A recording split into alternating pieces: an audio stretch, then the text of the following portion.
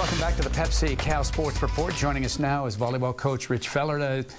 You just completed a 7-match homestand, including 3 to open up conference play. The first was against Stanford. But just talk about having the 7 matches in a short period of time and coming out unblemished in those.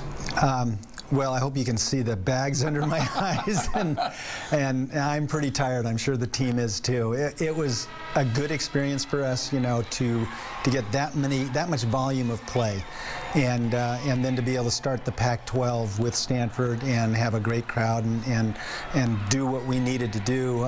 We started a little slow in that match, but came on very, very strong.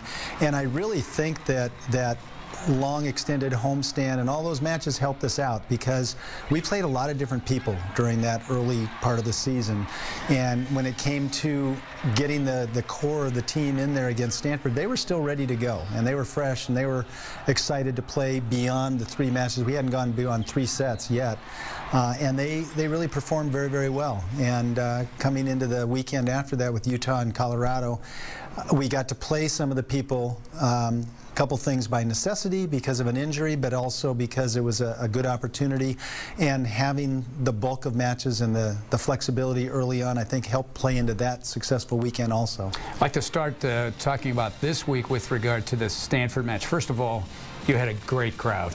I mean, close to 4,000 people. It was raucous in there, really loud, and you do lose the first set, something your team had not experienced so far this year. Yeah. What happened after that? What was the turnaround?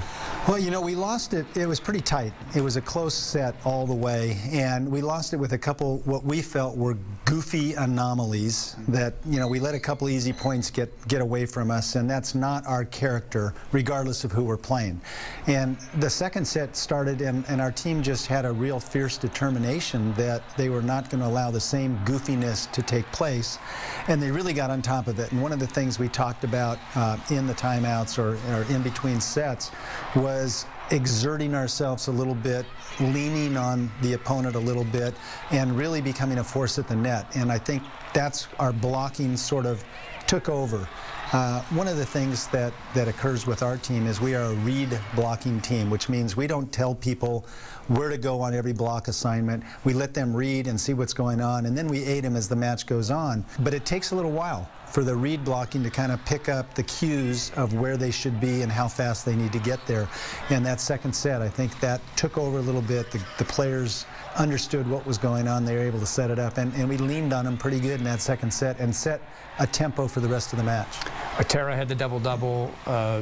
Ellie had 41, I think a career high in assists. They get good play from Robin in the back row as well. So very, very good win to start the conference. Then you've got a couple of days to prepare for 2 teams you haven't seen a lot of, Colorado and Utah. But I thought one of the keys in both of those matches was in the first set, you took control.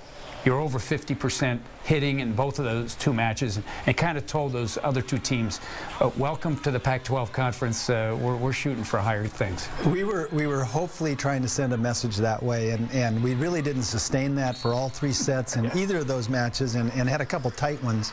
But I think establishing that early, you're absolutely right. It really set the tone, and welcome to the Pac-12.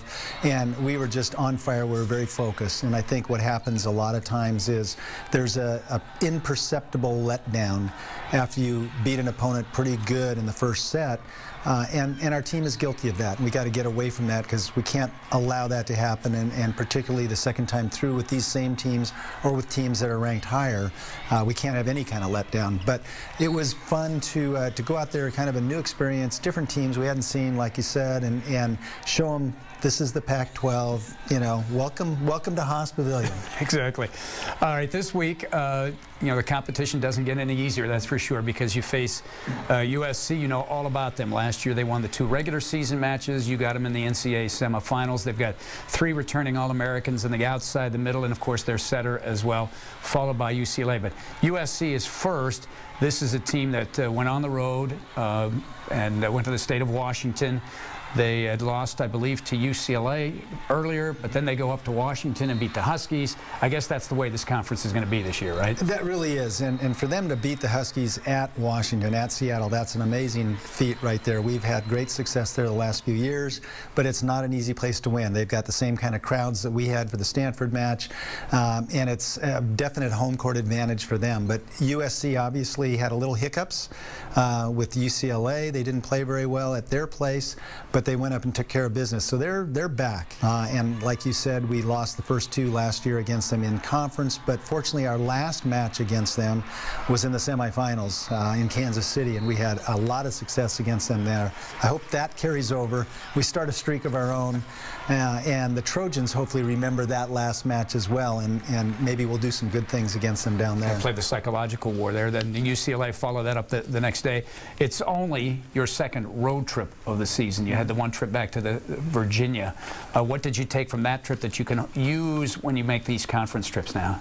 Getting used to travel is a big thing. You know, getting in and out of airports, getting in and out of buses, getting into the hotels, eating a regimented meal time, and having specific practice times. I think those little things are good as carryover value no matter where you go. And for the number of freshmen we have traveling with us who have never done it like this before, that was key. And hopefully we'll take a lot of what we learned from just the routine of travel. Well, the Bears on the road this week to face USC and UCLA. Good luck down there in Southern California. Thanks very much. All right, head coach Rich Feller on the Pepsi Cal Sports Report. When we come back, we'll check out women's soccer, that and more, as the Pepsi Cal Sports Report rolls on.